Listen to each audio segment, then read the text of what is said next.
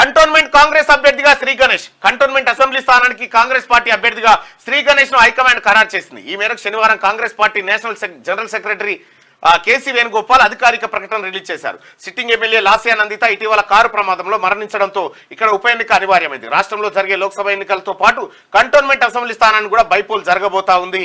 అయితే శ్రీ గణేష్ పోయినసారి బీజేపీ అభ్యర్థిగా పోటీ చేసి కొద్ది తేడాలో ఓడిపోయినట్టు ఉండు. ఒక్కసారి చూద్దాం. జర్రంతలా మిస్ అయ్యిండు శ్రీ గణేష్. ఎవరు లాస్యా నందిత 59,000 ఓట్లు వస్తే శ్రీ గణేష్ కు 41,888 వచ్చినాయి. ఇక గద్దరన్న బిడ్డకు 20,000 మాత్రమే వచ్చినాయి.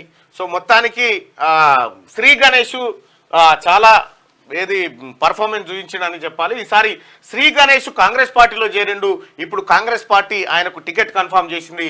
ఇక శ్రీ గణేష్ ఈసారి గెలుపు అది నల్లేరు మీద నడక లెక్కనే కనిపిస్తూ ఉంది అక్కడైతే. ఇక మరి ఇప్పుడు ఎవరికి ఇస్తా ఉన్నాడు మరి ఏం కథ అనేది చూడాలి. బీజేపీ బీఆర్ఎస్ పార్టీ ఇక్కడ రాసుకోవచ్చు. ఐఎన్సీ శ్రీ గణేష్.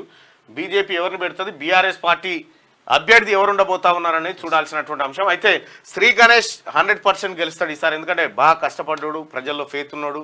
ఆడ కంటోన్మెంట్ నియోజకవర్గానికి సంబంధించినటువంటి నాకు తెలిసి ఈసారి భారీ మెజార్టీతోనే వస్తాడు.